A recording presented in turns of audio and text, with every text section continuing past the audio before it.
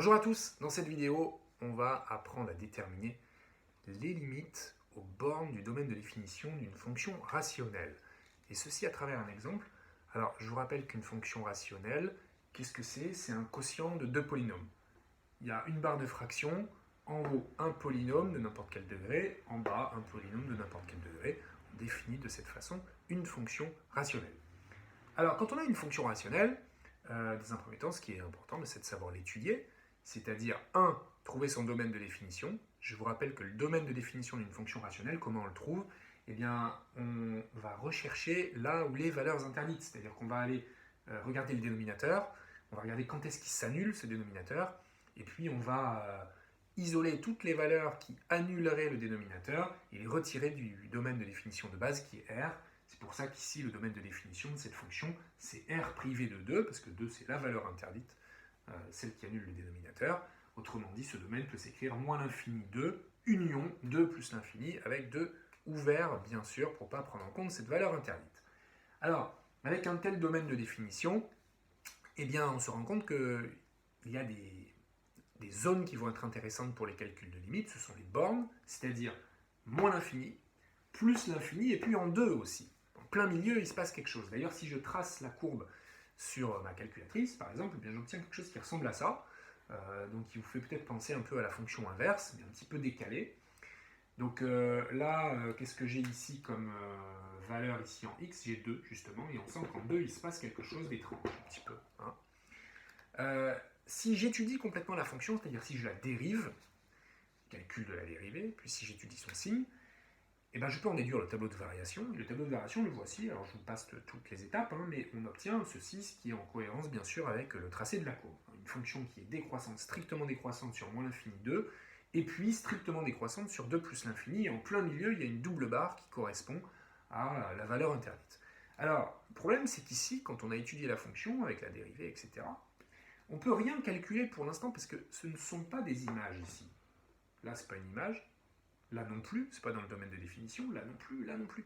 Donc tout ce qu'il y a ici, qui va nous permettre de remplir le tableau, ce sont des calculs de limites. Donc il va falloir qu'on calcule plein de limites. Lesquelles? La limite en moins l'infini, la limite en plus l'infini, les limites en 2, c'est-à-dire la limite à gauche et la limite à droite. Donc on va avoir 4 limites différentes à calculer quand on veut étudier ici les limites aux bornes du domaine de définition de cette fonction f. On va commencer par le plus simple, c'est-à-dire le calcul des limites en l'infini. Pourquoi c'est facile?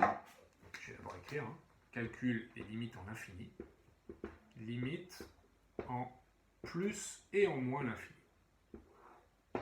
Alors pourquoi c'est facile? Parce que c'est un peu comme pour les fonctions polynômes, il va falloir travailler avec les termes de plus haut degré de chacun des deux polynômes, celui qui est en haut et celui qui est en bas. En fait, c'est la même méthode que pour les suites rationnelles, les fonctions rationnelles, quand on travaille en l'infini.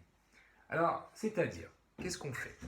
Eh bien, déjà, on reconnaît qu'on est bien en présence d'une fonction rationnelle. Ça, c'est important. Là, je le répète, c'est le cas parce que ici, en haut, on a un polynôme de degré 1, d'ailleurs, fonction affine, et puis en bas, on a aussi un polynôme de degré 1. Donc, ok, c'est une fonction rationnelle. Alors, ça signifie que quand on veut calculer la limite en plus l'infini, et en moins l'infini d'ailleurs, d'une telle fonction, donc on ne peut écrire que la limite de f de x en plus l'infini. Ça va être égal à la limite du quotient entre les monômes de plus haut degré, qui sont ici 2x en haut, et puis ici en bas, x. Degré 1, et ça c'est une constante, donc c'est du degré 0. Donc, la limite de f de x, ici en plus l'infini, c'est la limite du combat entre 2x et x, 2x sur x. Et ceci, ce égal, j'y ai le droit. Pourquoi? Parce que f est une fonction rationnelle. C'est pour ça que j'ai le droit d'écrire cette chose-là.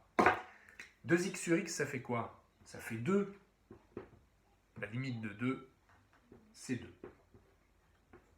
Qu'est-ce que je viens de trouver? Je viens de trouver que la limite de f quand x tend vers plus l'infini, ça fait 2.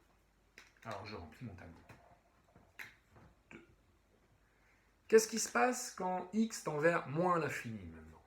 Eh bien, j'ai le droit à la même propriété, c'est-à-dire en moins l'infini, la limite d'une fonction rationnelle, c'est la limite du quotient des termes de plus haut degré en haut et en bas. Ce sont les mêmes, 2x en haut et puis x en bas. Donc là, ce qui change, c'est juste moins l'infini. Et puis quand je fais ma petite simplification ici, la simplification par x, c'est-à-dire une division par x en haut et en bas, que j'ai le droit de faire lorsque x est différent de 0, mais là je me place en moins l'infini, et tout à l'heure j'étais en plus l'infini, et bien ça fait 2 aussi. Donc finalement, j'ai exactement le même résultat de limite en moins l'infini qu'en plus l'infini. Dans ce cas-là, ce n'est pas toujours le cas. Donc là, je remplace mon petit point d'interrogation par un 2, et j'ai déjà calculé mes deux premières limites. Comment? Eh bien en me rappelant que la limite d'une fonction rationnelle en plus l'infini et en moins l'infini, je peux la calculer en faisant le quotient des termes de plus haut degré de chacun des polynômes, celui qui est en haut, celui qui est en bas. Il faut que je passe maintenant aux limites en deux. Je dis aux limites parce qu'il y en a deux. Il y a la limite à gauche et la limite à droite. Alors, j'efface tout ça. Je vais écrire que j'en suis à la deuxième partie. Deuxième partie, c'est les limites en 2. X égale 2. Et alors, je peux d'abord faire un petit travail au brouillon. Au brouillon, qu'est-ce qui se passe? J'écris ma fonction. 2x-1 en haut, x-2 en bas. Et puis, je vais réfléchir un petit peu à qu'est-ce qui se passe quand x tend vers 2. Alors, en haut, quand x tend vers 2, en fait, je remplace x par 2. Ça fait 2 fois 2, 4, moins 1, 3. Donc ça tend vers 3. Et puis en bas, quand x tend vers 2, eh bien, x moins 2, je remplace x par 2, ça tend vers 0. Donc je me dis que là, je suis en présence de en haut quelque chose qui tend vers 3, divisé par en bas quelque chose qui tend vers 0. Je me rappelle que quand j'ai du 0 en bas, au dénominateur, il va falloir que je précise, est-ce que c'est un 0 positif ou est-ce que c'est un 0 négatif? Et je me dis, en fait, ça dépend de quel côté je suis. Donc, je comprends bien qu'il va falloir que je distingue, dès ce moment-là, la limite à gauche de la limite à droite. Parce qu'en bas, j'ai quelque chose qui tend vers 0, et donc je dois distinguer le 0 moins, c'est-à-dire ça tend vers 0 en étant négatif, et le 0 plus, c'est-à-dire ça tend vers 0 en étant positif. Alors, on commence par la limite à gauche. Allons-y. La limite à gauche, donc je m'intéresse à la limite quand x tend vers 2 en étant inférieur à 2, c'est-à-dire en venant de la gauche. Qu'est-ce que c'est que cette limite de f de x? Alors, il va falloir que je décompose en fait un numérateur et dénominateur. Donc je peux déjà écrire que la limite de 2x-1, c'est-à-dire ce que j'ai au numérateur, quand x tend vers 2 en étant inférieur à 2, c'est quoi? Alors, en fait, c'est comme tout à l'heure, je remplace x par 2, 2 fois 2, 4, moins 1, 3. Donc ça tend vers 3. Et je n'ai pas besoin de préciser est-ce que ça tend vers 3 en étant plus petit que 3 ou plus grand que 3, ça n'a pas d'impact ensuite sur le quotient, sur le résultat. Ensuite, je vais avoir le dénominateur, x-2. Quand x tend vers 2, en étant plus petit que 2. x-2, ça tend vers 0, bien sûr, mais un 0 comment? Un 0 positif ou négatif? Quand on a une fonction affine, c'est très simple, on peut le deviner sans aucun problème. En revanche, quand on a des fonctions un petit peu plus compliquées en bas, par exemple du second degré, eh bien, c'est très utile de faire un tableau de signes de la petite fonction qui est au dénominateur. Je vais le faire ici en tout petit, là, en tableau de signes. Tableau de signes de x-2. Fonction affine, sa racine c'est 2, donc là c'est 0. Et puis le coefficient directeur que je reconnais ici devant le x qui ne se voit pas mais qui est 1, me permet de dire que ça va faire moins 0 plus, dans cet ordre-là. Petite fonction affine croissante, elle part des négatifs et elle monte vers les positifs. Donc voilà mon mini tableau de signes pour mon dénominateur. Donc lorsque x-2, lorsque x tend vers 2, x-2, ok, se rapproche de 0, d'accord? Mais si x est plus petit que 2, ça veut dire que je viens de la gauche et ça veut dire que je suis dans la petite zone des négatifs. Donc ok, je tends vers 0, mais en étant négatif, c'est-à-dire 0 moins. Avec un petit moins placé ici en exposant du 0, ce qui signifie que ça tend vers 0, ça se rapproche de 0, mais en étant négatif. En haut, j'ai quelque chose qui tend vers 3. En bas, j'ai quelque chose qui tend vers 0 moins, c'est-à-dire 0 en étant négatif.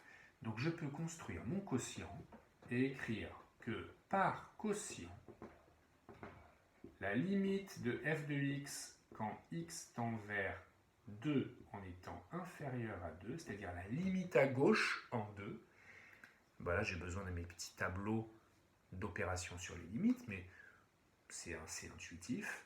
3 divisé par 0, ça n'existe pas, mais 3 divisé par quelque chose qui tend vers 0. On sait que ça va donner de l'infini. Par contre, est-ce que ça va être moins l'infini ou plus l'infini? Ça, c'est une question de signe. Ça, c'est positif. Et puis en bas, c'est un 0 moins, donc il est négatif. Donc, plus par moins, ça va faire moins.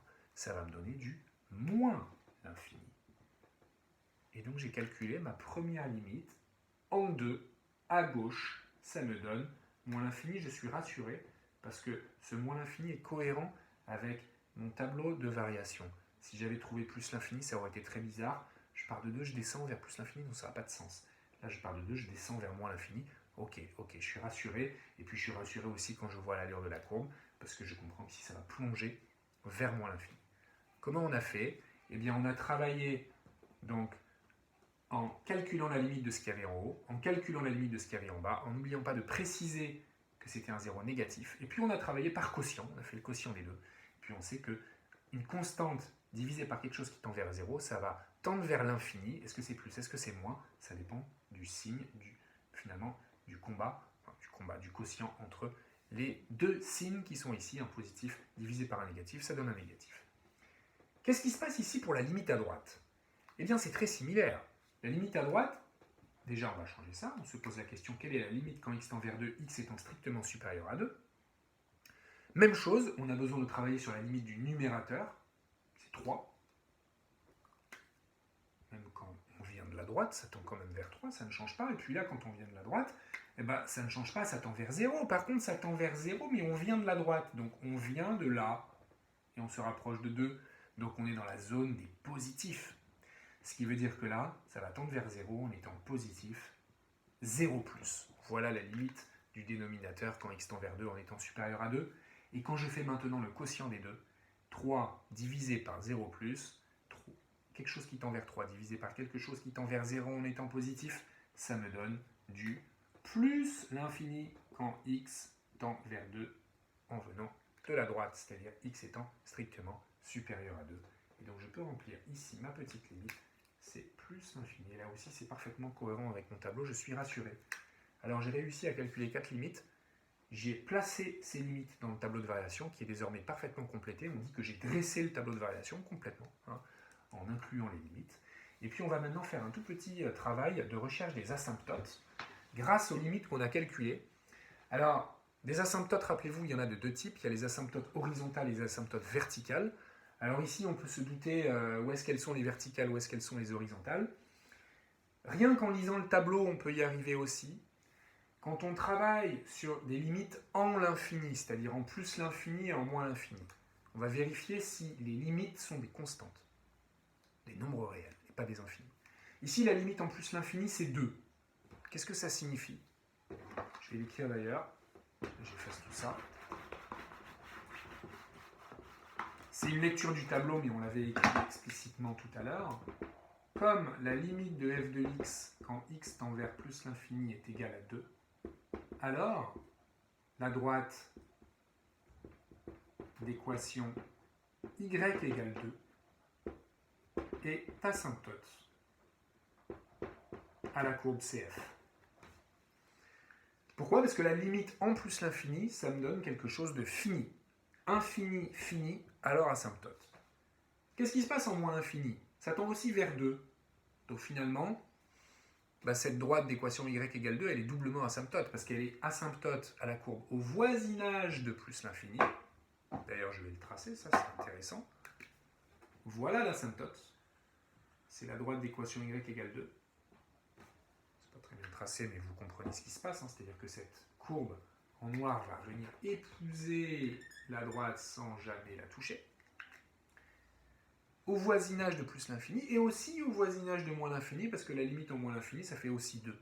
Donc cette droite d'équation y égale 2, elle est asymptote à la courbe, finalement, parce que la limite en plus et en moins l'infini est égale à 2. Mais s'il y avait uniquement l'une des deux limites, elle aurait été asymptote aussi, mais uniquement au voisinage de plus l'infini ou au voisinage de moins l'infini.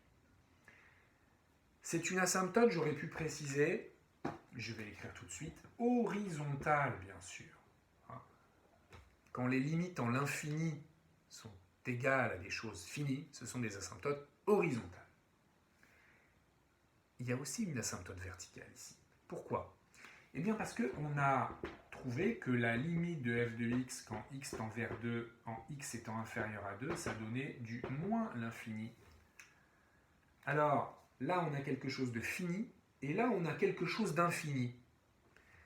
Eh bien ça veut dire qu'on est en présence d'une asymptote verticale. On va l'écrire.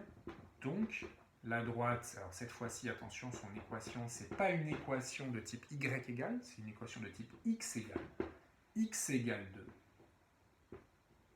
Et asymptote verticale ACF. Et ceci uniquement en constatant que la limite à gauche, c'est moins l'infini. Mais quand on constate en plus que la limite à droite, c'est plus l'infini, bah oui, ok. Ça nous fait finalement une asymptote, cette droite est doublement asymptote à la courbe, elle est asymptote à gauche et puis elle est